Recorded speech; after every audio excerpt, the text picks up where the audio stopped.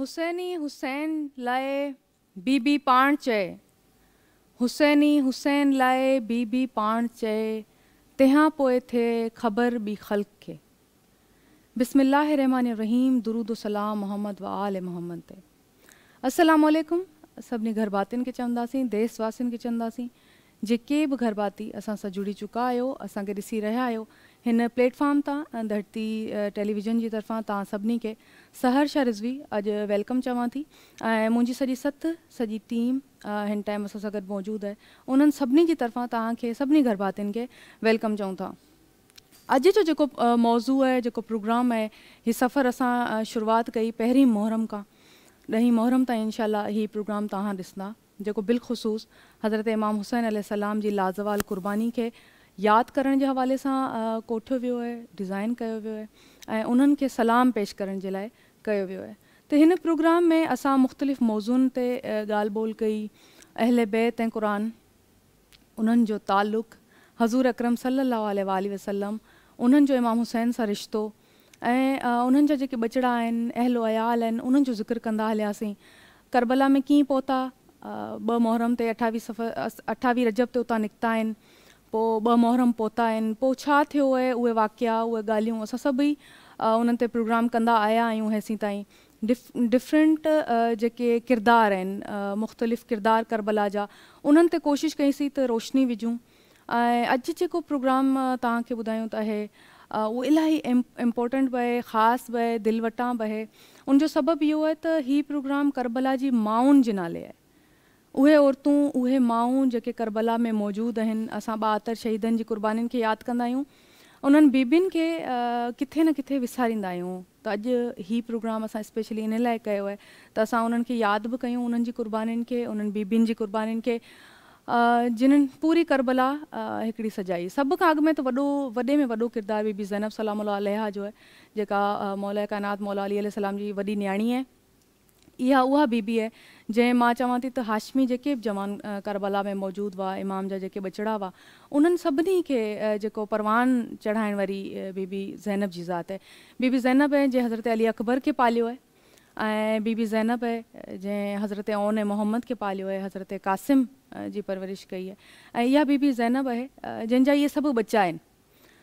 त इमाम ज़ैनुल आबिदीन अलैहिस्सलाम खां वठी हज़रत अली अकबर ताईं, वरी हज़रत अली असगर ताईं असां ॻाल्हि कयूं, हज़रत ओन मोहम्मद ते पुठियों प्रोग्राम तव्हां ॾिठो पूरो।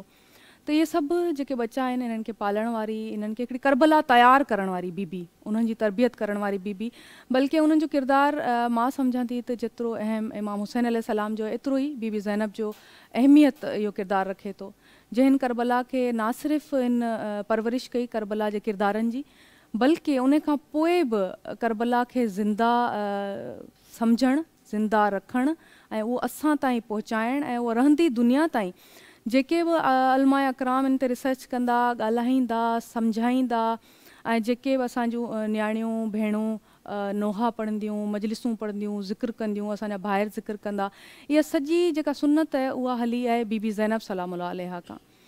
त उन्हनि असांखे सेखारियो, सम्झायो, पढ़ायो ऐं ॿुधायो त करबला में रियल में थियो छा हो। रावी पोइ लिखियो आहे, दास्तानूं लिखियूं वियूं, सम्झायूं वियूं, पर अवल जेको किरदारु आहे उहो बीबी ज़ैनब जो आहे। उन खां बि वधीक मां सम्झां थी जेको किरदारु आहे उहो आहे बीबी फ़ातिमतुज़ ज़हरा सलामुल्लाह अलैहा जो, जेका वालदा आहे बीबी ज़ैनब जी। उन्हनि जो इन हिसाब सां, इन हवाले सां त हीअ बीबी ज़ैनब सलामुल्लाह अलैहा जी वालदा बि आहे, इमाम हुसैन ऐं इमाम हसन जी वालदा बि आहे। ऐं इहा उहा वालदा आहे जेका करबला में ज़ाहिरी तौर ते मौजूदु न आहे, पर इमाम हुसैन ते जॾहिं तकलीफ़ ऐं अज़ियत आई आहे त यकीनन इहा उते मौजूदु आहे। छो त असांजो अक़ीदो, असांजो एतिक़ाद इहो आहे त हज़ूर अकरम सल्लल्लाहु अलैहि वसल्लम मौजूदु आहिनि, उन्हनि जा अहलो अयाल मौजूदु आहिनि, शुहदा मौजूदु आहिनि, हू हिन दौर में बि आहिनि। त इन हवाले सां बीबी फ़ातिमतुज़ ज़हरा, उन्हनि जी जेका तमामु वॾी क़ुर्बानी, हिकिड़ो नबी करीम खां बाद उन्हनि ते जेके उमत मसाइब ऐं उन्हनि खे तकलीफ़ूं जेके ॾिनियूं, ऐं उन खां पोइ जेका बीबी आहे उनखे ही वॾो सानियो, जेको करबला वारो सानियो आहे, उहो हिकिड़े पासे उन्हनि जो, उहे जेके हिन दीन जा वारिस आहिनि, दीन सम्झाइण वारा आहिनि, उन्हनि खे शहीद करणु, ऐं शहीद बि उहे माण्हू कनि पिया जेके ज़ाहिरी तौर ते कलमूं पढ़नि पिया, अज़ानूं बि हलनि पियूं, नमाज़ूं बि उन्हनि जूं हलनि पियूं, हज बि हलनि पिया, पाण हज कनि था, इमाम हुसैन अलैहिस्सलाम खे हज मां मोटाए था छॾनि, इमाम हज खे उम्र में तब्दील करे हलिया विया आहिनि। त उहे वारिस जिन्हनि ही दीन मुतारफ़ करायो, जिन्हनि अल्लाह जे बारे में ॿुधायो, दीन जे बारे में ॿुधायो। बीबी फ़ातिमतुज़ ज़ोहरा सलामुल्लाह अलैहा फरमायो त मुंहिंजे बाबा मोहम्मद तव्हांखे ॿुधायो त हराम हिलाल जी तमीज़ छा आहे, मुंहिंजे बाबा मोहम्मद तव्हांखे ॿुधायो त ॾंदण कीअं ॾिबो आहे। ऐं उहो हज़ूर अकरम सल्लल्लाहु अलैहि वसल्लम जेको बाज थी आयो सॼी काइनात जे लाइ, सॼी दुनिया जे लाइ, आलमीन जे लाइ रहमत थी आयो, उन हज़ूर पाक न्याणियुनि खे ज़िंदा दरगोर करणु, दफ़न करण वारियूं रस्मूं, अहिड़ियूं बेतुकियूं रस्मूं जेके हुयूं, उन्हनि खां इंसान खे ॿाहिरि कढियो, इंसानियत सम्झाई, इंसानियत सेखारी।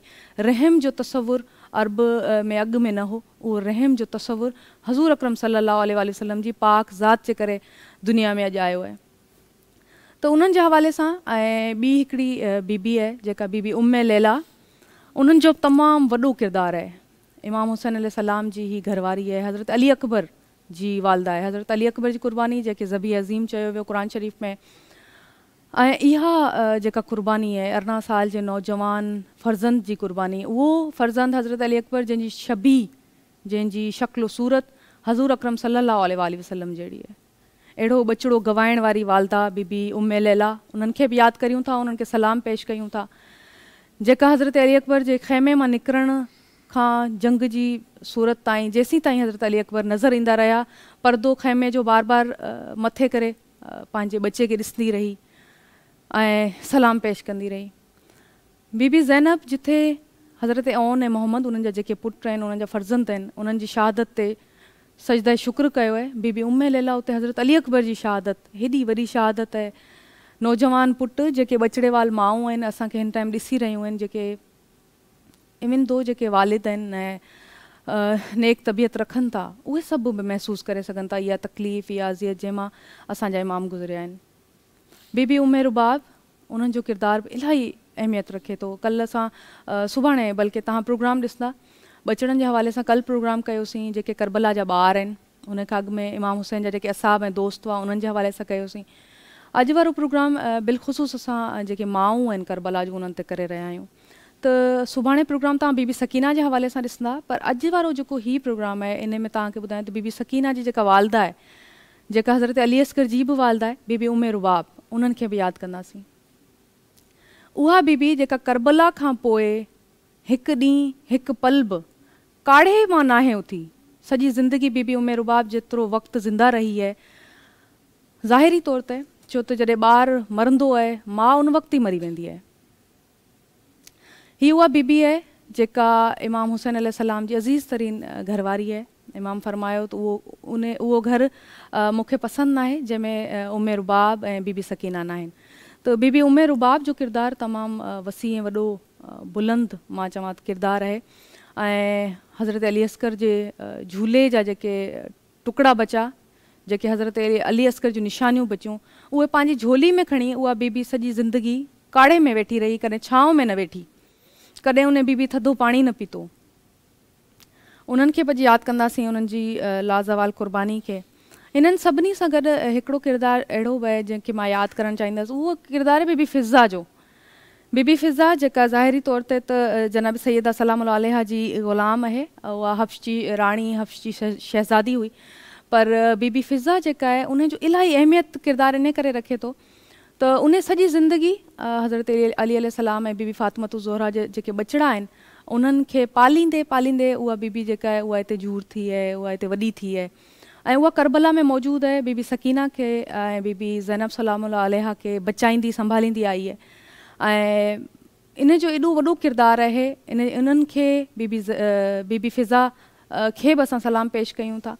ऐं हफ्श जी उहा राणी जेका जंहिंखे जॾहिं माण्हू वापसि वठण जे लाइ आया त हुन पंहिंजी जुती लाहे ॾिनी त तव्हां वञी तख़्त ते रखो, मां नथी हलां।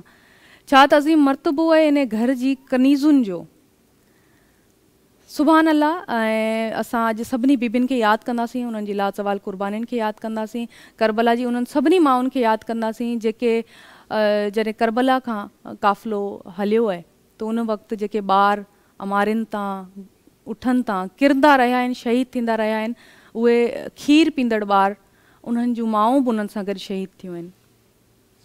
हिकिड़ी मौत हूंदी आहे ज़ाहिरी, हिकिड़ी मौत हूंदी आहे जेका रूहानी तौर ते, दिली तौर ते तव्हां गुज़ारे चुका हुजो। त उन्हनि सभिनी जेके वालदाऊं आहिनि, जेके माऊं आहिनि करबला जूं, उन्हनि खे सलाम पेश कयूं था, उन्हनि खे अॼु यादि कंदासीं।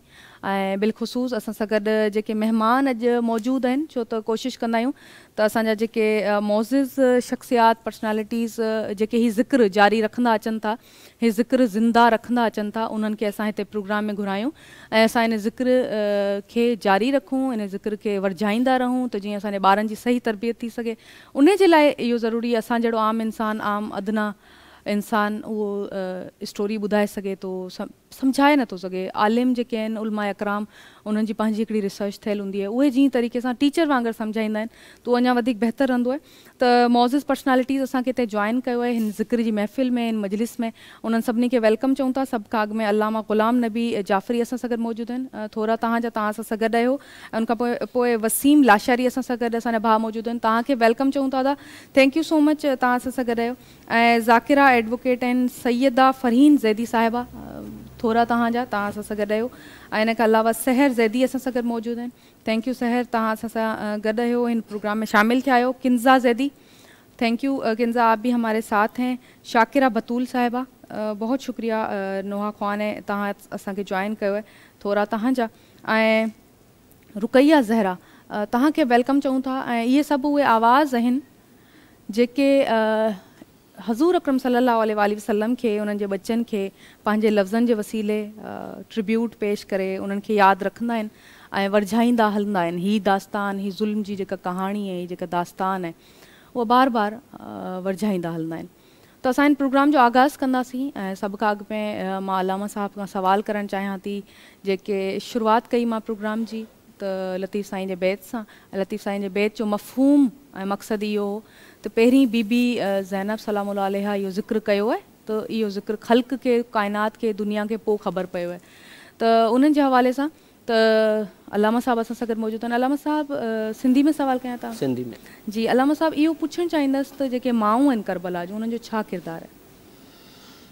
औज़ु बिल्लाहि मिनश शैतानिर रजीम, बिस्मिल्लाहिर रहमानिर रहीम, नहमदुहु व नुसल्ली अला रसूलिहिल करीम व आलिहिल अतहार अजमईन।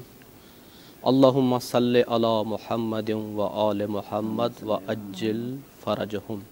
क़ाल अली इब्न मूसा रिज़ा, यब्न शबीब इन कुन्त बाक़ियन फ़ब्क़ि अलल हुसैन फ़इन्नहु ज़ुबिह कमा युज़बहुल क़बश। ऐं शुक्रगुज़ार आहियां धरती टीवी ऐं बिलख़ुसूस हिन प्रोग्राम जी टीम जो, जंहिं मदऊ फ़रमायो। करबला शनासी जे उनवान सां जेको तव्हांजो प्रोग्राम आहे, सभ खां बहितरीन ऐं सभ खां ज़रूरत अॼु जे दौर में इहा आहे त असां करबला खे हक़ीक़ी उनवान सां सुञाणियूं। सही। ऐं करबला में मुख़्तलिफ़ किरदार आहिनि ऐं उन किरदार, हर किरदार जी अहमियत तमामु घणी आहे। उन्हनि मां हिकिड़ो किरदार जेको आहे सो ख़वातीन जो, निसा जो, औरतनि जो किरदारु आहे। ॾिसो, इस्लाम में सभ खां वधीक जेका अॼु जे दौर में, जेको अॼु जे मुआशिरे में, अॼु जे असांजे जंहिंखे अॼु जी दुनिया मुहज़िब ज़मानो चवे थी, उन दौर में औरतनि जे हुकूक जो आवाज़ तमामु घणो बुलंद थींदो आहे।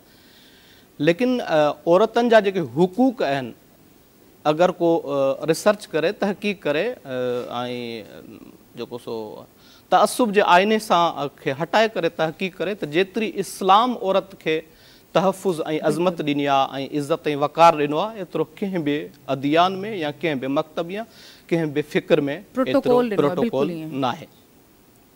उनजो सभ खां पहिरियों प्रोटोकॉल तव्हां ज़माने जे हिसाब सां तक़सीम सां ॾिसो त इस्लाम में जेके असां वटि जेके पर्सनैलिटीज़ आयूं आहिनि, जेके शख़्सियात जेके असां वटि इस्लाम में आहिनि, उन्हनि मां महवर ऐं मरकज़ी किरदारु जनाब रिसालत माब सल्लल्लाहु अलैहि वसल्लम जो आहे।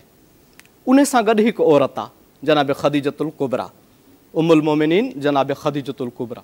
जिथे रिसालत माब जो किरदारु अज़ीम आहे, उते ई एतिरो किरदारु अज़ीम जनाब ख़दीजतुल कुबरा जो आहे। ऐं जनाब ख़दीजतुल कुबरा तमामु पंहिंजे वजूद सां गॾोगॾु पंहिंजे माल दनो दौलत सां गॾोगॾु पंहिंजो वजूद फिदा करे थी इस्लाम ते, रसूल ख़ुदा जी शख़्सियत ते। वरी जॾहिं ज़मानो अचे थो अमीर अल मोमिनीन मौलाए काइनात अली इब्न अबी तालिब जो, त उन सां गॾोगॾु जेतिरो मर्द जो किरदारु आहे, इमाम अली इब्न अबी तालिब अगरि मर्द जी सूरत में आहिनि त उते अलाह ताला जनाब ज़हरा जी अज़ीम तख़लीक़ करे करे ॾिनो आहे, त उहो अज़ीम किरदारु आहे जनाब ज़हरा सलामुल्लाह अलैहा जो। ऐं जनाब ज़हरा जो किरदार जी एतिरी अज़मत आहे जो जेको उन मुआशिरे में, मके जे मुआशिरे में जॾहिं उहे मके जा ओबाश इन नतीजे ते पहुता त रिसालत माब खां बाद में हीउ दीन तमामु थी वेंदो, हीउ सिस्टम ऐं निज़ाम ख़तमु थी वेंदो, छो जो औलाद न आहे, पुट जी औलाद, जंहिं मुआशिरे में पुट जी औलाद खे अहमियत ॾिनी वेंदी, उते रसूल ख़ुदा सल्लल्लाहु अलैहि वसल्लम जी उन इस्लामी निज़ाम खे बाक़ी रखण लाइ जेको किरदारु आयो जनाब ज़हरा सलाम बीबी मां औलाद हली आहे। ऐं इन जो कामिल मिसदाक जेको सूरह कौसर जो आहे, इन्ना आतैना कल कौसर फसल्लि लिरब्बिक वनहर इन शानिअक हुवल अबतर, तुंहिंजा दुश्मन बेनस्ल थी वेंदा ऐं तुंहिंजो ख़ानदान बाक़ी रहंदो। त हाणे उन किरदार मां, इन अज़ीम ख़ानदान मां जेके तरबियत याफ़्ता ख़वातीन आहिनि, उन्हनि जो हिकिड़ो मज़हर कामिल जनाब ज़ैनब सलामुल्लाह अलैहा। ऐं जनाब ज़ैनब सलामुल्लाह अलैहा जो किरदारु जेको आहे सो इस्लाम में जनाब ज़ैनब जो किरदारु ईअं आहे। हाणे हिकिड़ी मां तव्हां सामईन जी ऐं तवजो चाहींदुसि त असां वटि आया इहो सवाल असां वटि पैदा थो थिए त जनाब ज़ैनब सलामुल्लाह अलैहा जेका आई आहे करबला में, या जेका कुर्बानी ॾिनी अथसि, या तमामु जेका जनाब ज़हरा जी कुर्बानी, जनाब ख़दीजतुल कुबरा जी बिलख़ुसूस स्पेसिफिकली जनाब ज़ैनब जी जेका कुर्बानी आहे, आया उहा भाउ जे रिश्ते जे करे आहे या विलायत जे दिफ़ा में आहे? बिल्कुलु आया विलायत जे दिफ़ा में आहे, यानी वक़्त जे इमाम जे दिफ़ा में जनाब ज़ैनब सलामुल्लाह अलैहा कुर्बानी ॾिए पई, या भाउ जी मोहब्बत में? अगरि भाउ जी मोहब्बत में त शायदि अहिड़ी तारीख़ में जेको सो अहिड़ो को मिसाल नथो मिले त भाउ ते एतिरी कुर्बानी ॾेई सघे जो पंहिंजा बच्चा कुर्बान करे, पंहिंजे बच्चनि तां, पंहिंजे निज़ाम तां, पंहिंजी ज़िंदगी तां, पंहिंजे तमामु उमूर तां कुर्बान करे न। सिर्फ़ु ऐं सिर्फ़ु जेका तारीख़ ऐं जेके उलमा ऐं या जेके असां वटि रिवायात इमाम मासूमीन अलैहिस्सलाम खां पहुतियूं आहिनि, उहे ॿुधाइनि थियूं त जेको जनाब ज़ैनब सलामुल्लाह अलैहा जो या जेके बि माऊं आहिनि, उन्हनि रिश्तनि जी बुनियादनि ते इहो किरदारु नाहे निभायो, बल्कि विलायत जे दिफ़ा में, इमामत जे दिफ़ा में जॾहिं इस्लाम ऐं इस्लाम खे ख़तमु कयो पियो वियो त हिकु इमाम पंहिंजे वजूद जी ज़िमेदारी सम्झी त ख़ुरूज कयो वञे, ख़रजतु लितलब इस्लाह उम्मत जद्दी रसूलुल्लाह, ऐं पंहिंजे नाने जे दीन खे बचाइण लाइ। त उन वक़्तु ज़ैनब फरमायो त जिथे मर्दनि जो किरदारु इस्लाम खे बचाइण ऐं तहफ़ुज़ ॾियण लाइ हूंदो, इते औरतूं शाना बशाना गॾु हूंदियूं। सुभान अल्लाह, तमामु बहितरीनु तव्हां ॻाल्हि कई आहे। हिते तव्हांखे इन मक़ाम ते रोकींदसि, सवाल अॻियां इनशाअल्लाह ॿिया बि कंदसि। चाहियां थी त वसीम असां सां गॾु आहिनि, त असां मनक़बत खां शुरू कयूं, हिन प्रोग्राम जो आगाज़ जेको आहे मनक़बत खां कयूं, पोइ हिन ॻाल्हि ॿोल खे अॻिते वधायूं।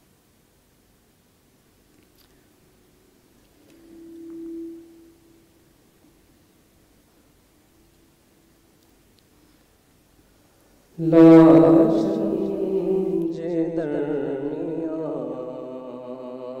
थी इबादत हुसैन जी, अल्लाह जी रज़ा राहत हुसैन जी, लाशन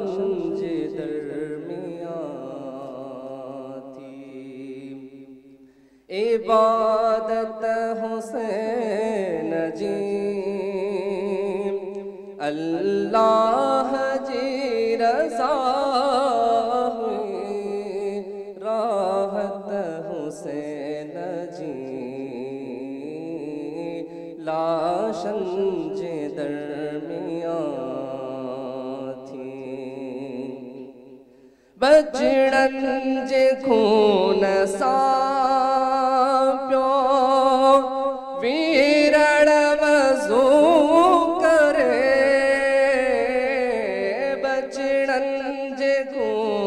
सां वीरण वज़ू करे कंहिंजो पोकंदो कंहिंजी थी दिलि घुरे नंढपिण खां हुई नमाज़ू आदत हुसैन जी लाशन जे दरमियां थी इबादत हुसैन जी अल्लाह जी रज़ा हुई राहत हुसैन जी लाशन जे दरमियां थी दिल बर दिले रसाया जहिड़ो नथो सुझे दिल बर दिले रसाया जहिड़ो नथो सुझे काथे बरिया हुसैन जे ॿियो कोन थो गुझे दंग थी वई दीन ख़ातिर हिफ़ाज़त हुसैन जी लाशन जे दरमियां थी इबादत हुसैन जी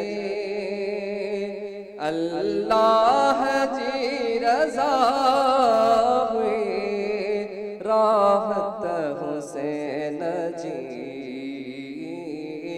लाशन जे दरमियां थी शेर खुदा जा शेर डोहटा रसूल जा शेर खुदा जा शेर डोहटा रसूल जा सद बार बार कल्ला बचड़ा बतोल जा होरन ॾिसी चयो ही शुजात हुसैन जी लाशन जे दरमियां थी इबादत हुसैन जी अल्लाह जी रज़ा हुई राहत हुसैन जी लाशन जे दरमियां थी हक जो इमाम हादी यावरी को कजा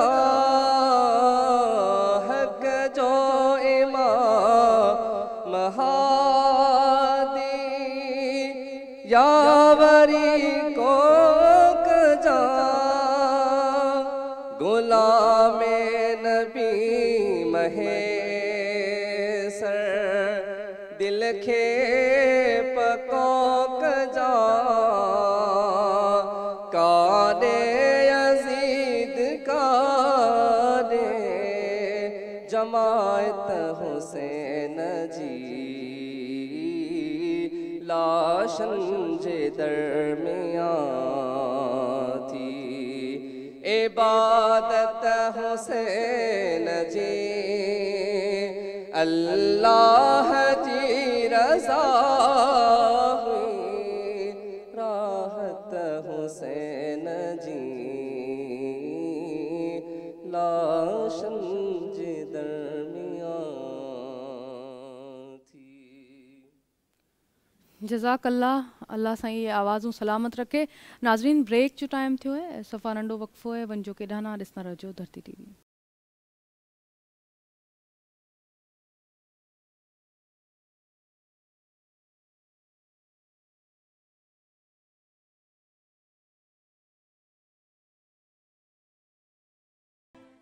झेड़ो लाहे यजीद अली जी औलाद से, झेड़ो लाहे यजीद अली जी औलाद से, कान पसने ईद हसन मीर हुसैन रे। भलीकार चंदासीं सभिनी देशवासियुनि खे घर बातिन के जेके बि हिन टाइम असांखे ॾिसी रहिया आहिनि, असां सां गॾु हिन प्रोग्राम में शामिल आहिनि, हिन महफ़िल में शामिल आहिनि। छो त ही ॾींहं अहिड़ा आहिनि जंहिंमें असांखे इमाम हुसैन अलैहिस्सलाम जी लाज़वाल क़ुर्बानी खे यादि करणु घुरिजे ऐं उन्हनि खे भेटाऊं पेश करणु घुरिजनि, उन्हनि खे सलाम पेश करणु घुरिजनि। त इन ई हवाले सां ही प्रोग्राम तव्हां ॾिसी रहिया आहियो ऐं उन्हनि जी अहलो अयाल जे हवाले सां बिलख़ुसूस अॼु जेको ज़िक्र आहे उहो जेके करबला में माऊं आहिनि, जेके उहे माऊं जेके इमामनि खे जनमु ॾियण वारियूं, करबला जा जेके किरदार आहिनि उन्हनि खे जनमु ॾियण वारियूं, उन्हनि शहीदनि खे जनमु ॾियण वारियूं, उन्हनि जी क़ुर्बानी खे यादि करणु ऐं अॼु उन्हनि खे सलाम बि पेश कयूं था, उन्हनि बीबियुनि खे यादि बि कंदा रहूं पिया ऐं कोशिशि इहा आहे त उन्हनि जे हवाले सां नोहा बि ॿुधूं, ज़िक्र बि कयूं। उलमा अकराम असां सां गॾु हिते मौजूदु आहिनि, ज़ाकिरा असां सां गॾु मौजूदु आहे। त सवाल जवाबु खोड़ आहिनि दिमाग़ में, पर मां चाहियां थी त जेके बिलख़ुसूस किरदार आहिनि उन्हनि जे हवाले सां फ़रहीन ज़ैदी साहिबा असां सां गॾु आहिनि। आपसे सवाल करूँगी, जो बीबियाँ हैं करबला में उनके हवाले से आप क्या कहेंगी, जो माएँ हैं उनके हवाले से? इन्नमा युरिदुल्लाहु लियुज़हिबा अन्कुम रिज्सा अहलल बैति व युताहिरकुम तत्हीरा। अल्लाहुम्मा सल्लि अला मुहम्मद व आले मुहम्मद। सबसे पहले मैं आप धरती टीवी की और आप लोगों की ममनून व मशकूर हूँ कि आप लोगों ने मुझे यहाँ मौका दिया कि यहाँ पर आकर ज़िक्र अहले बैत को बयान कर सकूँ। जैसा कि आपका टॉपिक है करबलाओं की माँओं के हवाले से, माँ बहुत ख़ूबसूरत लफ्ज़ है। माँ का नाम आते ही दिल नर्म पड़ जाता है और माँओं को परवरदिगार आलम ने जो माँओं की खिलकत की है ना, वो माएँ बहुत ज़्यादा नर्म मिजाज हैं वाक़ियतन। बाप जो है, बच्चा एक जब परवान चढ़ता है तो बाप की डांट डपट से और उसकी सख्ती से और माँ की मोहब्बत के साए में बच्चा पलकर जवान होता है। आगा साहब ने बेहतरीन बात कही कि करबला में जो वाक़या रूनुमा हुआ, वहाँ जो बीबियों ने, माओं ने शहादतें पेश की हैं अपनी जानिब से, वो वाक़यतन सैयदुश्शुहदा की भाई से मोहब्बत थी, शहज़ादी ज़ैनब के हवाले से, या जिन जिन बीबियों ने शहादतें पेश की हैं अपनी जानिब से वो उनसे क़राबतदारी की वजह से थी या दीन इस्लाम को बचाने की के सबब से थी। बहुत इल्मी नुक्ता है जी, बेहतरीन नुक्ता। और अगर हम इस पर गौर व फिक्र करें तो हमें ये बात नज़र आती है कि एक जुमला कहना चाहूँगी कि अगर माँ फ़ातिमा ज़हरा होती है तो बच्चा हुसैन और ज़ैनब बनते हैं, और अगर माँ जो है वो हिंदा होती है तो बच्चा यजीद बनता है। वाह वाह वाह। तो ये तरबियत फ़ातिमा ज़हरा का समर है, नतीजा है। खुदा कह रहा है पहली जो दर्सगाह है वो माँ की गोद है। बेशक बेशक। तो हम देखते हैं कि ये फ़ातिमा ज़हरा सलामुल्लाह अलैहा की तरबियत है कि ज़ैनब आलिया का जो किरदार हमें नज़र आता है करबला में, कि शायर क्या खूब कहता है कि हया व सब्र के सूरज की है ज़िया ज़ैनब, हया व सब्र के सूरज की है ज़िया ज़ैनब, है इब्तिदा में खतीजा तो इंतहा ज़ैनब।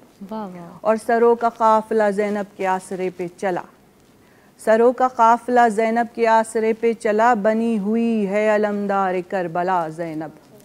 कि अगर हम करबला में देखते हैं बीबी ज़ैनब सलामुल्लाह अलैहा का किरदार हमें नुमायाँ नज़र आता है दूसरी बीबियों के मुकाबले में, दूसरी माओं के मुकाबले में, क्योंकि ये वो शहज़ादी है कि जो हमें करबला में बाद शहादत सैयदुश्शुहदा, बाद शहादत अहले हरम, ये बीबी हमें अब्बास अलमदार बनी हुई नज़र आती है। बेशक सालार हैं। हाँ, सालार नज़र आती है बीबी हर मुकाम पर के भतीजे को जलते हुए क़याम से इमामत को बचाने वाली कौन हस्ती है? ज़ैनब की हस्ती है। दरबार शाम में दरबार शाम में खुतबा देने वाली लहजाए अली मुर्तज़ा में कौन हस्ती है कि असहाब वहाँ बैठे हुए हैं, और असहाब एक नाबीना सहाबी वहाँ बैठे थे दरबार में, वो परेशान हो गए कि इस वक्त अली कहाँ से आ गए। तो बीबी हर मुकाम पर किए, उनकी जो नानी है खतीजतुल कुबरा, वो ये बता रही हैं कि लोग आजकल इस्लाम का नाम लेकर बहुत सारी हुदूद और रिस्ट्रिक्शंस लगाते हैं। यहाँ पर वो ये बता रही हैं कि जब वक्त पड़े ना, वक्त पड़े तो अपने घर का मर्द बन जाओ। और आज का वो जो जिस हम दौर से गुजर रहे हैं ना, ये आखिरी ज़माने का, बारहा हम सुनते हैं कि वक्त के इमाम का ज़हूर करीब है, नज़दीक है। तो आज का वो दौर है कि जब आप अपने घर के बेटों के साथ बेटियों की भी तरबियत करें, क्योंकि आप यकीन करें सहर 2012 में वो दौर गुजरा है कि जब मर्द घर से निकलते थे और ये पता नहीं होता था कि जिंदा वापस आएंगे कि नहीं। इतनी शहादतें हो रही थी, बॉम्ब ब्लास्ट हो रहे थे। तो आपके घर की बेटियां, आपके घर की ख़वातीन जब तैयार होंगी तो वो आपके, अल्लाह ना करे किसी के घर में ऐसा सानिया होता है और कोई मर्द बाकी नहीं बचता, तो वो इस काबिल होंगी कि दूसरों पर डिपेंड नहीं करेंगी और वो अपनी किफ़ालत खुद कर सकेंगी हिजाब में रहकर पर्दे। बीबी ज़ैनब सलामुल्लाह अलैहा करबला के कितना बड़ा मौरका है, कितना बड़ा वाक़या है कि उस बीबी पर पूरा अहलो अयाल, भाई भतीजे बेटे सब उसके सामने शहीद हो गए। उस शहजादी के गम का क्या, क्योंकि माओ का दिल बहुत ज़्यादा, जैसे मैंने शुरू में कहा, बहुत ज़्यादा नर्म होता है। चाहे भतीजे के हवाले से हो, भांजे के हवाले से हो, कोई भी खातून जो माँ होती है उसके दिल में नरमी अल्लाह ताला ने रखी है, परवरदिगार आलम ने। तो वो ये शहादतें देख रही है, उस खातून का आलम क्या होगा। मगर वो मेरी शहजादी ये बता रही है कि देखो जब वक्त का यजीद सामने हो तो हार नहीं माननी है। शहजादी ने मेरे मौला हुसैन के सैयदुल शुहदा के जुमले की लाज रखी है कि अयहाद में नज़िल्ला, कि मुझ जैसा यजीद जैसे की बैत नहीं कर सकता। मेरी शहजादी कहीं पर झुकी हुई नज़र नहीं आई, कहीं पर ऐसा नहीं लगा कि 3 दिन की भूख और प्यास है, इन्होंने जो है वो अपने भाई भतीजे भांजों की कुर्बानियाँ पेश की हैं। उस बीबी का क्या आलम होना चाहिए। मगर वो बीबी शुजाअत में, बहादुरी में कैसी नज़र आती है हमें कि अब्बास अलमदार से कम नज़र नहीं आती है। मुहाफिज है अहले हरम की हिफाजत करने वाली। आखिरी वक्त में सैयदुल शुहदा अपनी शहजादी सकीना को किसके हवाले करके जा रहे हैं? ज़ैनब तुम्हारे हवाले सकीना। आज भी उन्हीं के साथ हैं। बहुत खूबसूरत आपने बयान किया। इते जी ज़ाकिरा इहो ॿुधायो असांखे त बेसिकली अल्लाह साईं जॾहिं तव्हांखे चए थो, हज़ूर अकरम सल्लल्लाहु अलैहि वसल्लम जेको बि फरमाइनि था उहो वही इलाही आहे, जेको बि फरमायूं उन्हनि पंहिंजी हयात में उहो जेको सम्झायो एक्शन सां या लफ़्ज़नि जे ज़रिए, त उहो असां सम्झूं था त उहो क़ुरान आहे, उहो वही इलाही आहे। त हज़ूर अकरम सल्लल्लाहु अलैहि वसल्लम फरमायो त तव्हां इल्मु हासिलु कयो, इल्मु औरत तोड़े मर्द ते फ़र्ज़ु आहे। बेशक इहा अहिड़ी शइ न आहे त तव्हां छॾे ॾियो, फ़र्ज़ु आहे। फ़र्ज़ु माना त लाज़मी तव्हांखे उहा शइ करणी आहे। त इतां असांखे ख़बर पई। तव्हां ॾाढो सुठो हिकिड़ो बयानु कयो, उन्होंने बहुत अच्छे तरीक़े से इसको बयानु किया कि जॾहिं वक़्तु अचे त पंहिंजे घर में तव्हां मर्द बि थी सघो थियूं। उहा बुर्दबारी पंहिंजी औलाद जी तरबियत में ज़रूरु रखो। 2 ॼाणियूं माशाअल्लाह सां हिननि असांखे हिते जॉइन कयो आहे ऐं ॾाढियूं सुठियूं नोहा ख़्वान आहिनि, उनज़िला रियाज़ ऐं महानूर रियाज़। तव्हांखे वेलकम चऊं था थोरा, त तव्हां असां सां गॾु आहियो। अच्छा, मां चाहियां थी त असां सां गॾु शाकिरा बतूल आहिनि, त असां नोहो ॿुधूं बीबियुनि जे हवाले सां, पोइ हिन ज़िक्र खे, हिन महफ़िल खे अॻिते वधायूं।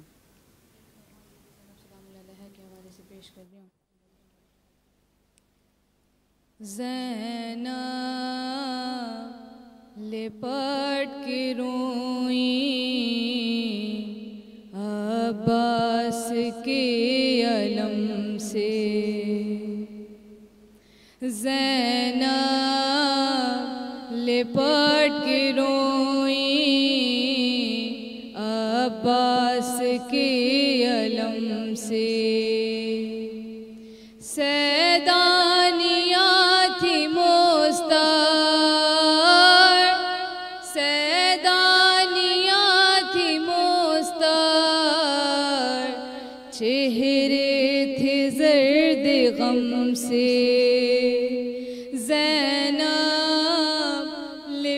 लिपट के रोई अब्बास के अलम से,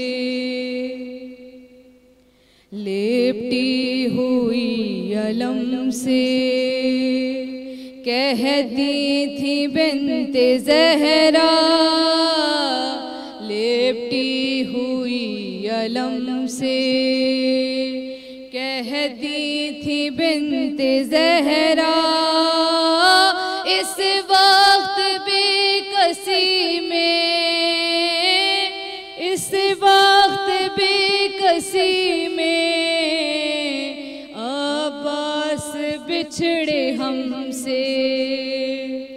बच्ची ने माँ से पूछा क्यों इतना रो रही हो, बच्ची ने माँ से पूछा क्यों इतना रो रही हो, अम्मू नहीं मिलेंगे, अम्मू नहीं मिलेंगे, क्या फिर ना आके हमसे लिपट के रोई अब्बास के अलम से। जज़ाकल्ला जज़ाकल्ला। पाक साइण बीबी ज़ैनब सलामुल्लाह अलैहा जो तमामु वसी ऐं वॾो किरदारु आहे ऐं उन्हनि जो पूरी छांव आहे हिकिड़ी करबला जे मथां, उन्हनि जे जेके शोहदा आहिनि उन्हनि जे मथां। ऐं ही किरदारु मुनफ़रिद आहे ऐं ही जेके माऊं आहिनि उन्हनि सभिनी जा मां चवंदसि त हिकिड़ा अज़ीम दर्जात आहिनि। ही उहे माऊं आहिनि जिन्हनि दीन इस्लाम खे बचायो आहे ऐं हक़ीक़त में इहा उहा मोहबत आहे माउ जी ॿार सां मोहबत, दुनिया जी वाहिद मोहबत आहे जेके अल्लाह साईं पंहिंजी मोहबत खे बंदे सां ऐं माउ जी मोहबत खे ॿार सां उन्हनि खे कंपेयर करे थो, चवे थो त मां माउ खां 70 दफ़ा वधीक इंसान सां बंदे सां मोहबत करियां थो। त ॿिए कंहिंजी मोहबत खे बि हिते कंपेयर करे सघे पियो, पर ख़ुदा ताला पाण हिन मोहबत खे अज़ीम सम्झो आहे तॾहिं छो त नेचुरली माउ खे ॿार सां हिकिड़ी उनसियत हिकिड़ी मोहबत थिए थी, 9 महीना ॿार खे पेट में रखे थी, पर उन्हनि ई ॿारनि खे बचनि खे हिननि पाक बीबियुनि हिन घराने अहल बैत हिननि पंहिंजे अखियुनि जे अॻियां शहीद थींदे ॾिठो आहे। उन्हनि बचड़नि खे उन्हनि ॿारनि खे छा त उन्हनि जी ज़िंदगी में उन्हनि तकलीफ़ ॾिठी, उहा अज़ियत, ऐं उन खां पोइ उहो घरु चादर ततहीर वारो घरु, उन घर जूं जेके वारिस न्याणियूं आहिनि, जेके बीबियूं आहिनि, जेके अज़ीम मर्तबो रखनि थियूं, जिते मोबाइल जी ॻाल्हि असां ॿुधी आहे पढ़ी आहे या जिथे बि ज़िक्र थिए थो त मोबाइल जे हवाले सां, त उते इंट्रोडक्शन जेको अल्लाह साईं कराए थो त बीबी फ़ातिमतो ज़ोहरा सलामुल्लाह अलैहा जो वालिद, बीबी फ़ातिमा जो मुड़ुसु, बीबी फ़ातिमा जा फ़र्ज़ंद, त इहो जेको इंट्रोडक्शन हिते आहे जीअं आल औलाद अलामा साहब तव्हां फरमायो त बीबी फ़ातिमा मां हली आहे नबी करीम सल्लल्लाहु अलैहि वसल्लम जी, त उहो अल्लाह वटि बि उहो इंट्रोडक्शन इन तरीक़े जो आहे। सूरे मोबाइल मां असांखे इहा ॼाण मिले थी। बीबियुनि जे हवाले सां असां ज़िक्र करे रहिया आहियूं त बीबी उम्मे रुबाब खे यादि कंदासीं, हू कॾहिं छांव में न वेठी, इन खे तव्हां बीबी जे किरदार खे कीअं था ॾिसो? ॾिसो त जीअं जीअं मुहर्रम जा आयाम क़रीब पिया अचनि त इंसान खे उहो जेको मानवी मेराज आहे या मानवी ताल्लुक़ जेको आहे अहल बैत सां, उहो इंसान जो ॾींहों ॾींहुं वधंदो रहंदो आहे। केतिरो ख़ूबसूरत अंदाज़ में हिकु शाइर ने पंहिंजे ख़्यालात जो इज़हार कयो आहे, आँखों के साहिलों पे अशकों का है हुजूम, शायद गमे हुसैन का मौसम करीब है। जीअं जीअं ॾींहं वधंदा था वञनि त ईअं ईअं किरदारु जेको आहे सो ज़ाहिर थींदो वञे। जनाब रबाब जो किरदारु जीअं मूं पहिरियां बि अर्ज़ु कयो त सूरह कौसर जो मिस्ताक कामिल, सूरह कौसर जो शान नुज़ूल ऐं सबब नुज़ूल जेको उलमाए मुफ़स्सिरीन जेको किताबनि में पंहिंजनि में ज़िक्र कयो आहे त वजूद कामिल ऐं वजूद मुकम्मल ऐं मिस्दाक कामिल जेको इन कौसर जो आहे जनाब फ़ातिमा ज़हरा सलामुल्लाह अलैहा जो।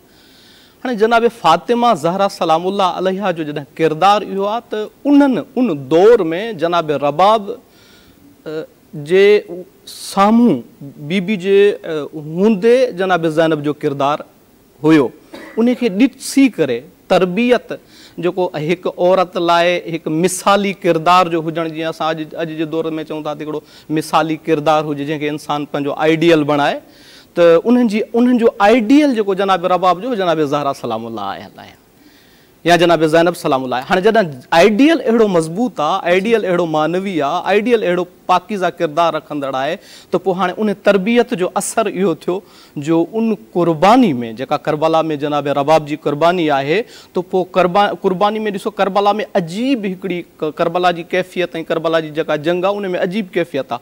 त जेके इमाम हुसैन जे लश्कर में सिपाहियुनि जो जेको स्टाइल आहे या सिपाहियुनि जो जेको शुमार आहे उहो कीअं आहे त ज़ईफ़ मां ज़ईफ़ हबीब इब्न मज़ाहिर बि आहे, जवान मां जवान शहज़ादा अली अकबर बि आहे, ऐं सगीर मां सगीर जनाब अली असगर बाबुल हवाइज अली असगर बि आहे। इहो अजीब हिकिड़ो दास्तान आहे त अहिड़ी माना जेको हिकु लश्कर अचे थो हिकु ताक़तवर दुश्मन सां विढ़ण लाइ अचे थो, जंहिं वटि वसाइल बि आहिनि, ताक़त बि आहे, हथियार बि आहे, ज़ुल्म बि आहे, जबर बि आहे, ॾाढ बि आहे, ऐं उन्हनि जी हुकूमत बि बाक़ी रही आहे। बनु उमैया जी हुकूमत जो सिलसिलो रहियो आहे, उन जे इख़्तिताम ते यज़ीद आयो आहे, मुआविया जी हुकूमत खां बाद में यज़ीद आयो आहे, त हाणे बज़ाहिर ताक़त बि हुई, लेकिन हुसैन हिकिड़ो मिसाली किरदारु खणी थो अचे त जॾहिं तमामु किरदार फना फिला थी वञनि, अलाह जी राह में क़ुर्बान थी वञनि, त हिकिड़ो किरदार तारीख़ में ज़िंदा रहंदो, उहो जनाब अली असगर जो आहे। ऐं जनाब रबाब जी अज़मत लाइ इहो ई काफ़ी आहे त ॿिन्ही तरफ़ ॾिसो, ॿिन्ही तरफ़ यानी अगरि न्याणी जे हिसाब सां जनाब सकीना जी शहादत आहे ऐं पुट जे हिसाब सां मर्द जे औलाद जे हिसाब सां जनाब अली असगर जो किरदारु तारीख़ी रहियो आहे। ऐं इहो किरदारु किथां पैदा थियो आहे? इहो तरबियत जो नतीजो आहे, इहो सिखण जो नतीजो आहे, इहो आइडियल बणाइण जो। असांजे मुआशिरे में असां अॼु आइडियल ठाहींदा आहियूं, फलाणो जेको पॉपुलर आहे, मशहूरु आहे या शोहरत याफ़्ता आहे, उनखे असां आइडियल ठाहींदा आहियूं, लेकिन आइडियल लाइ सभ खां बहितरीनु आइडियल अहल बैत जी ज़ात आहे। तव्हां हुननि जी क़ुर्बानी खे ॾिसंदव त तव्हांखे मिसाली क़ुर्बान, फिदाकारी, जज़्बो, जुनून, कुव्वत, ताक़त, फना फिल्ला, अलाह जी राह में क़ुर्बानी जो अंदाज़, इहो अहल बैत जी सीरत मां असांखे मिले थो। ऐं उन सीरत जो मज़हर कामिल जनाब ज़हरा सलामुल्लाह अलैहा आहे। ऐं तमामु जेके बि करबला में जेका तरबियत थी आहे उहो दर हक़ीक़त जनाब ज़हरा सलामुल्लाह अलैहा जी तरबियत जो नतीजो आहे। सुभान अल्लाह, सुभान अल्लाह, तमामु प्यारी ॻाल्हि। ऐं मां चाहियां थी त इन मक़ाम ते असां उनज़िला ऐं महानूर खे रिक्वेस्ट कयूं त तव्हां मनक़बत अगरि ॿुधायो असांखे। दोनों साथ पढ़ लें।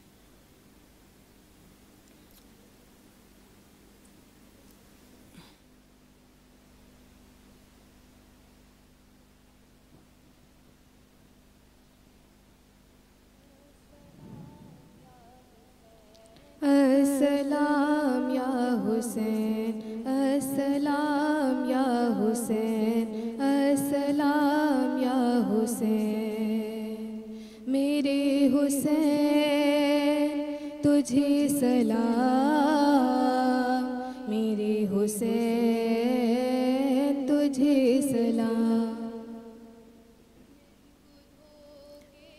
कूफे बुलाया गया और बुला करके नाहक सताया गया, जिनके बच्चों को प्यासा रुलाया गया, जिनकी गर्दन पे खंजर चलाया गया, उस हुसैन इब्ने हैदर पे लाखों सलाम, मेरे हुसैन तुझे सलाम, मेरे हुसैन तुझे सलाम।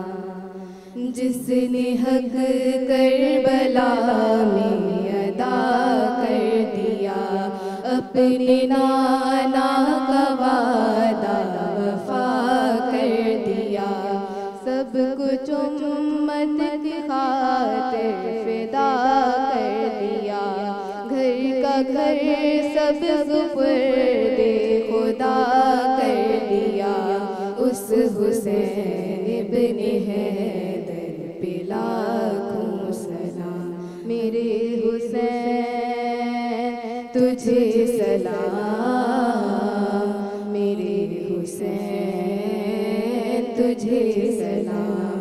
अस्सलाम या हुसैन, अस्सलाम या हुसैन, अस्सलाम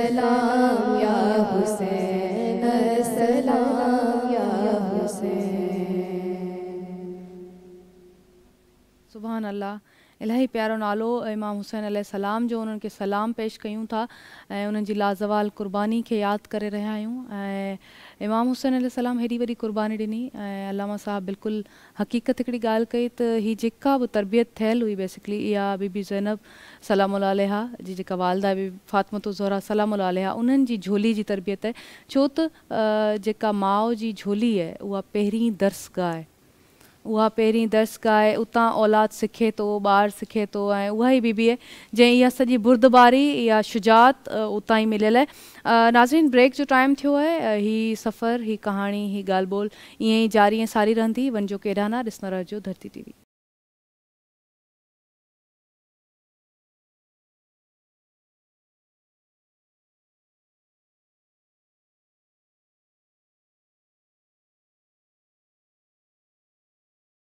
वेलकम बैक चवंदासीं तव्हां सभिनी घर भातियुनि खे हिकु दफ़ा ॿीहर। ऐं ज़िक्र जेको आहे करबला जी माउनि जे हवाले सां हली रहियो आहे।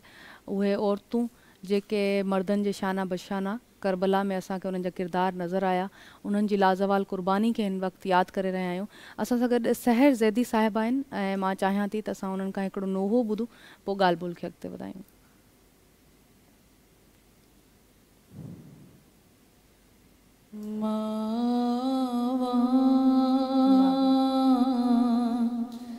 करबला दिया मावा,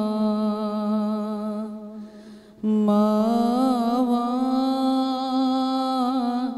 करबला दिया मावा, पुत्रा दिया लाशा दे टुकड़े, रैया लब दिया विच सहरावा, मावा करबला दिया मावा, सब्र दे मालिक नू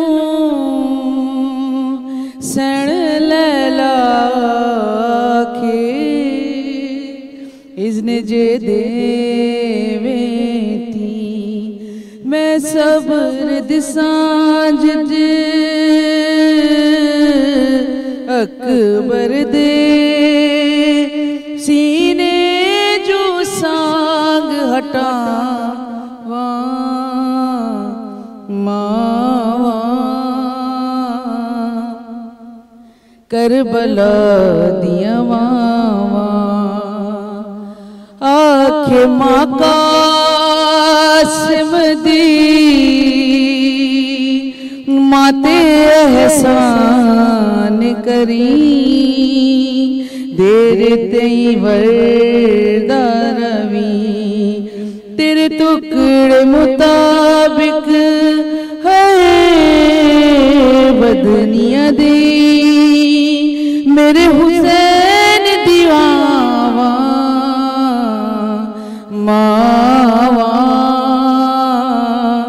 करबला दिया मावा, जदो कैदी हो के लंगिया मकतल चूं, वैण ज़ैनब कीता लाशा वल मावा, है वेखण दे किदे रुक ना जावड़ सावा, मावा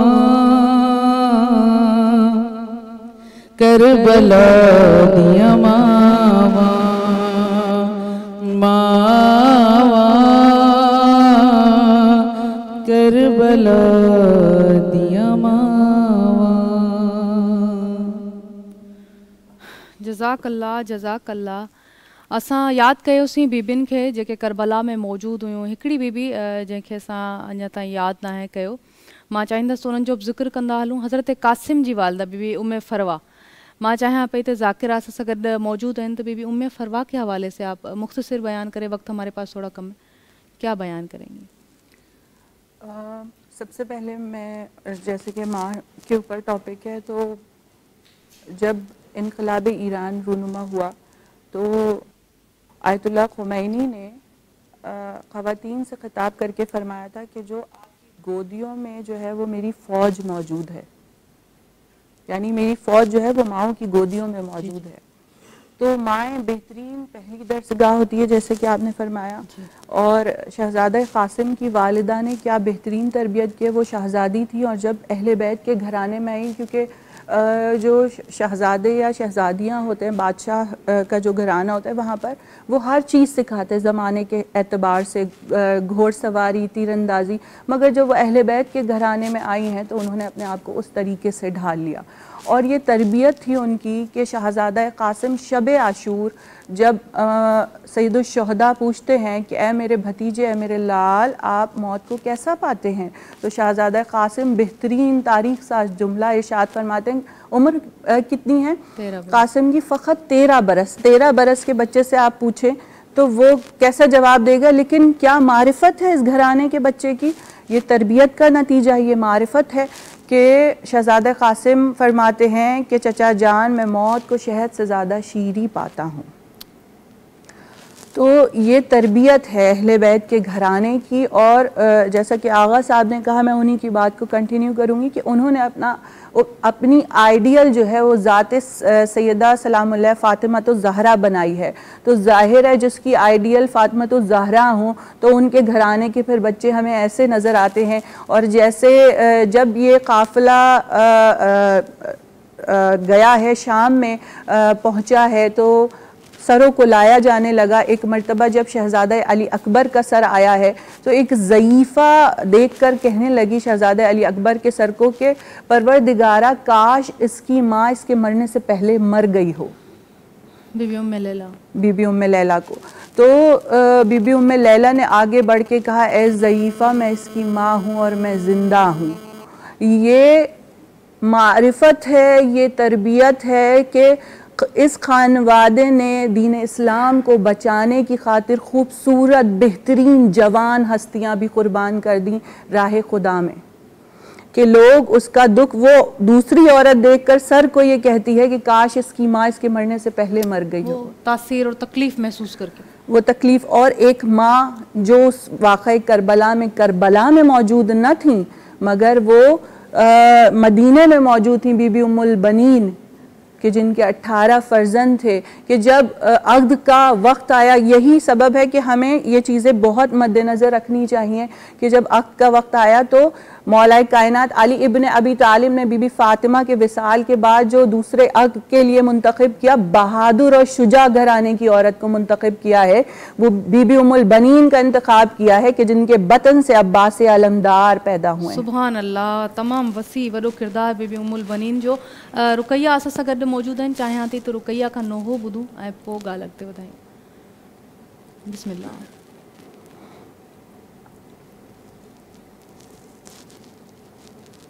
बिस्मिल्लाह।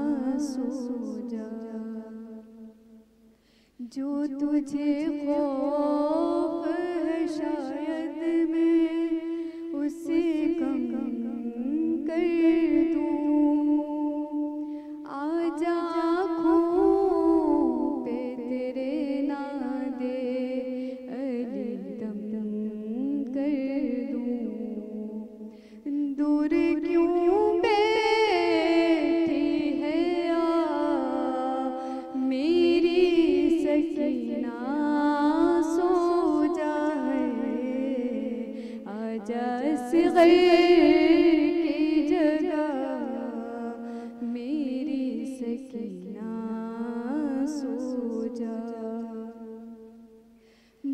आपके सीने पे आदत है तुझे सोने की, मेरी गोदी तेरे काबिल तो नहीं है फिर भी, है मेरे दिल की सदा मेरी सकीना सो जा है, आजा इस गैर की जगह मेरी सकीना सो जा।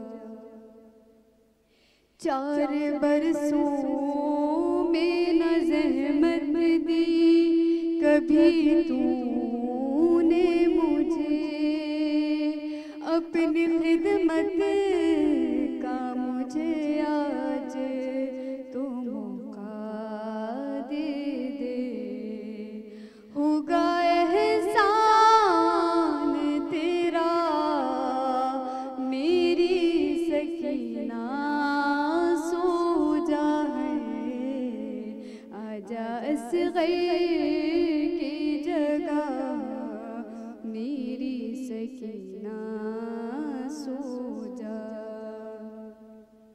कैद खाने में जो आ जाएंगे तेरे बाबा, खुद उठा लूंगी तुझे शाना हिला कर तेरा, अच्छा कुछ देर जरा मेरी सकीना सो जा है, आजा इस गैर की जगह मेरी सकीना सो जा।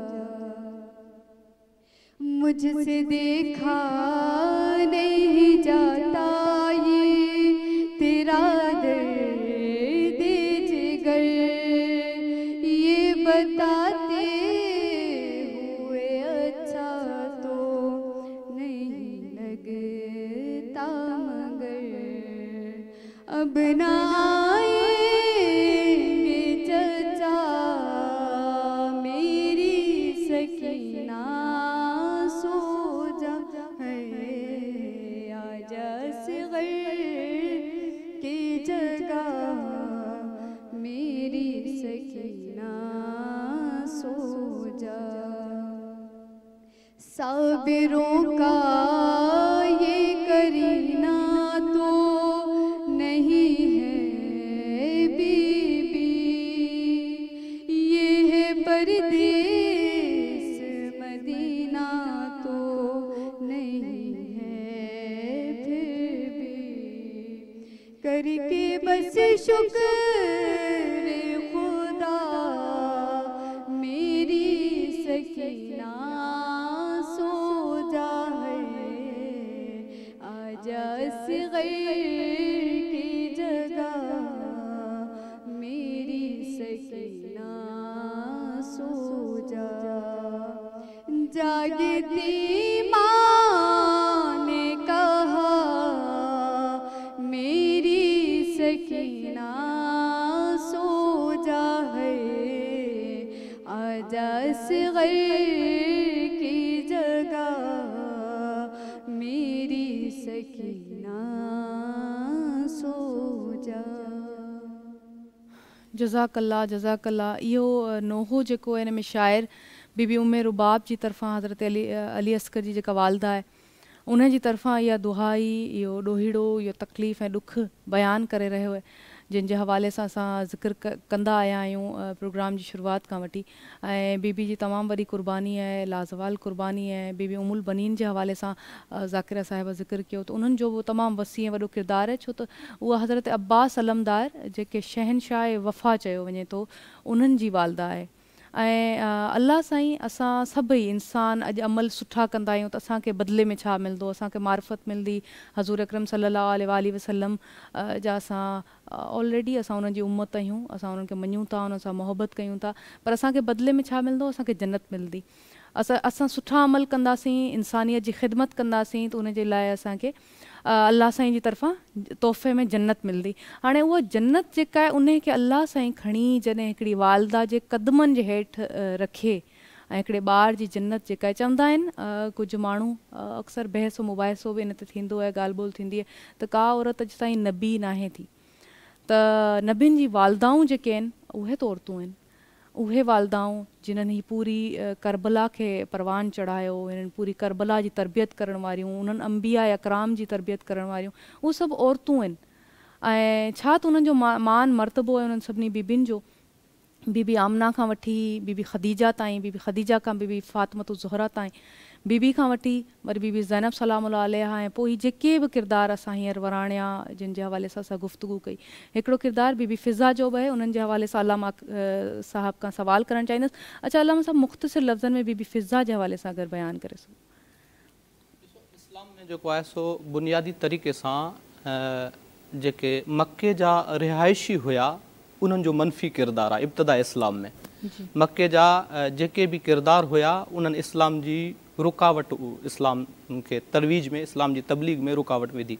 लेकिन जेके ग़ुलाम हुया, ख़ुसूसन जेके ग़ुलाम हुया या जेके ॿाहिरियां आयल हुया, उन्हनि तबलीग इस्लाम में बुनियादी किरदारु अदा कयो आहे। जीअं मसलन असां वटि जनाब बिलाल जो किरदारु आहे ऐं उनजो हिकिड़ो संजीदा किरदारु आहे ऐं मोतबर किरदारु आहे ऐं तारीख़ में उन्हनि जो वॾो हिकिड़ो किरदारु आहे। उन ई अंदाज़ में जनाब फ़िज़ा मदीने जी कान हुई, अरब कान हुई ऐं जेको हबश जी हुई।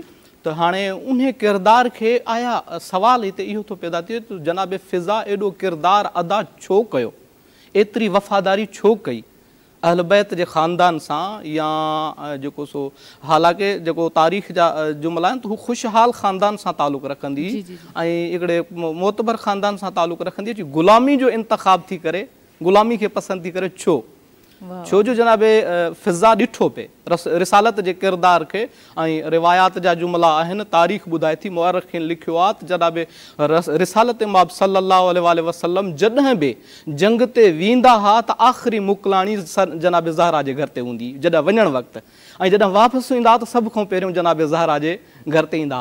6 महीननि ते आए इनमा युरीदुल्लाह जी तिलावत कंदा रहिया। इहो छाजे करे मुआशिरे खे ॾेखारियूं पे त हीउ घर कहिड़ो आहे। पोइ हाणे उन जॾहिं रसूल ख़ुदा जी सीरत, रसूल ख़ुदा जो किरदारु, रसूल ख़ुदा जो अंदाज़े बयान, उहो जिन्हनि ॾिठो उन्हनि मां जंहिं पिरायो उहा फ़िज़ा थी वई, वफ़ादारी जी इंतिहा ते अची वई। ऐं जिन्हनि न सम्झो पोइ उन तारीख़ हिकिड़ी भरी पई आहे, उनखे स्टडी करे सघे थो बंदो, इंसान ॾिसी सघे थो। जनाब फ़िज़ा किरदारु अहिड़ो अदा कयो जो जनाब ज़ैनब, जनाब ज़हरा सलामुल्लाह अलैहा जे दौर में बि वफ़ादार आहे। वरी जनाब ज़हरा सलामुल्लाह अलैहा जी शहादत खां, दिलसूज़ शहादत खां बाद में बि इहा वफ़ा जारी थी रहे। जनाब ज़ैनब सलामुल्लाह अलैहा सां वफ़ादारी करे थी, वरी जनाब ज़ैनब सलामुल्लाह अलैहा सां वफ़ादारी जो स्टाइल, अंदाज़ इहो आहे जो करबला में सभ खां वधीक सरकर्दा किरदारु, क़ाबिल एतमाद किरदारु जनाब फ़िज़ा जो आहे। सुभान अल्लाह, सुभान अल्लाह। ऐं तमामु वॾो किरदारु आहे बीबी जो जी। मुख़्तसिर कि जनाब फ़िज़ा सलामुल्लाह अलैहा की वफ़ादारी इतनी थी कि बीबी के दौर से और जब वाक़ई करबला रूनुमा हो गया उस दौर तक बीबी फ़िज़ा ज़िंदा रहीं और बीबी फ़िज़ा को हसनैन करीमैन ने कभी भी नौकरानी या खादिमा कह के नहीं बल्कि हमेशा अम्मा फ़िज़ा कह के मुखातिब किया। उनके बच्चे भी अम्मा फ़िज़ा ही कहते हैं। सुभान अल्लाह, बहुत ही प्यारी बात। अच्छा, किन्ज़ा ज़ैदी असां सां गॾु मौजूद आहिनि, मां चाहियां थी त किन्ज़ा खां नहो ॿुधूं था ऐं पोइ हिन प्रोग्राम जो इख़्तिताम जेको उहो असां शाकिरा जे आवाज़ ते कंदासीं, पर हींअर किन्ज़ा खे मां रिक्वेस्ट कयां थी त नहो असांखे ॿुधाए।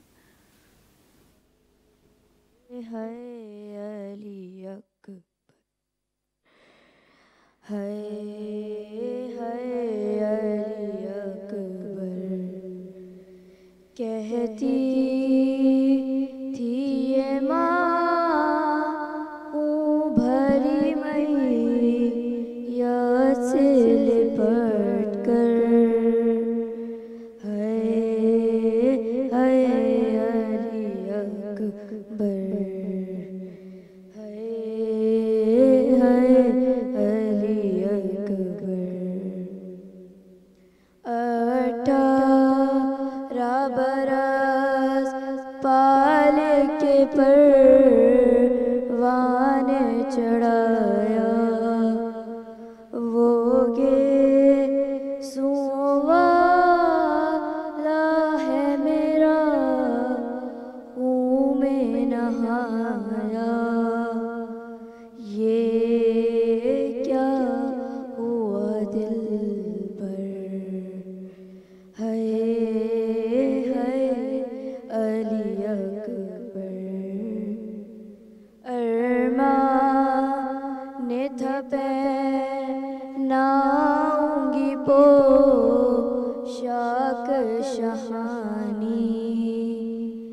अफसोस के रास आईना तो कोई जवानी कैसा था मुकद्दर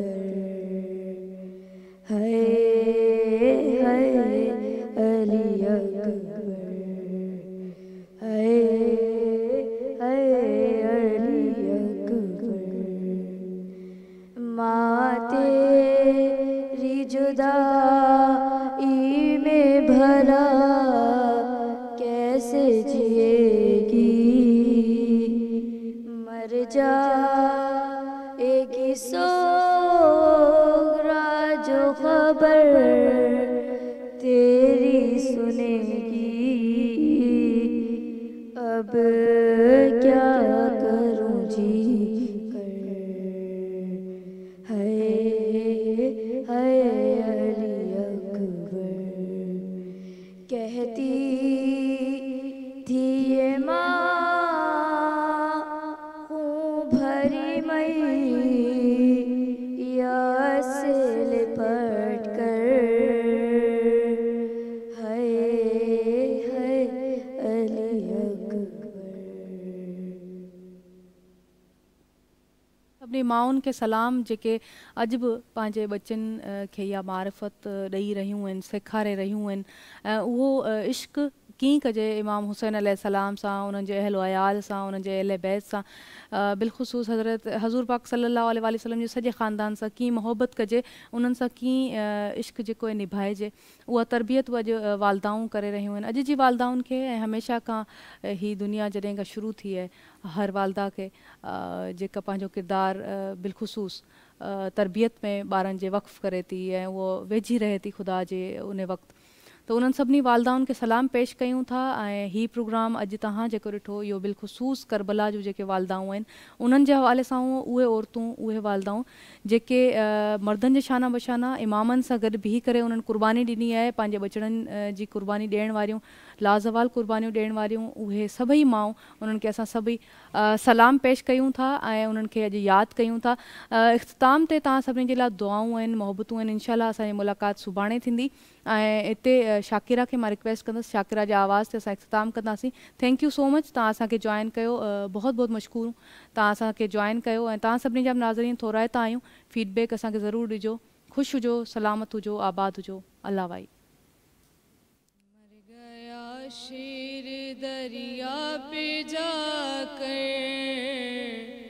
रन में किसको पुकारेगी ज़ैना, अब ना कासिम ना अकबर ना असग़र, अब ना कासिम ना अकबर ना असग़र, भाई पे किसको वारेगी ज़ैना।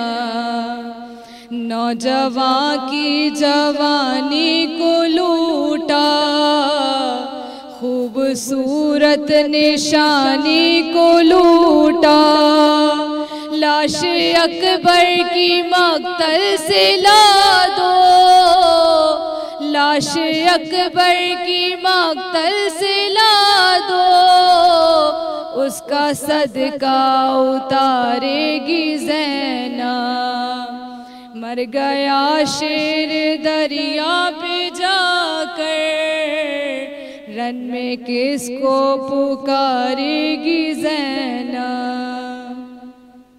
झूला वीरान है गोद खाली, दर पे ज़ैनब खड़ी है सवाली। आजा आजा मेरे लाल आजा, आजा आजा मेरे लाल आजा, तेरी जुल्फे सवारेगी ज़ैनब। मर गया शेर दरिया पे जाकर, रन में किसको पुकारेगी ज़ैनब।